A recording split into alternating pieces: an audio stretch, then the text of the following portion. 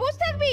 আমরা সবাই মিলে ধাক্কাধাক্কি করে ঠেলে দেখ না যদি ঢোকাতে পারি। আর যদি সেরামই হয় তাহলে একটা কাঠের মিস্ত্রিকে রাজনা একটু ডেকে নিয়ে আসো। দরজাটা যদি ভাঙতে হয় ভাঙুক না, তাই বলে বাচ্চাটাকে এরকম সারা রাত কি বাইরে নিয়ে বসে থাকবি?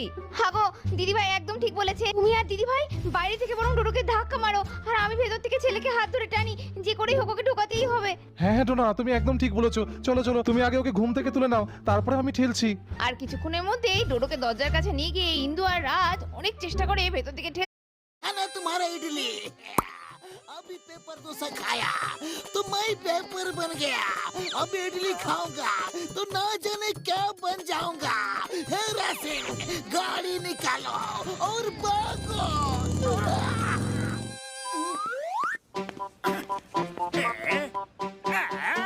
ये मोटू पतलू कौन सा नया तमाशा लेकर घूम रहे हैं? अरे भाया, ये उनका नया बिजनेस है, मील्स ऑन व्हील्स।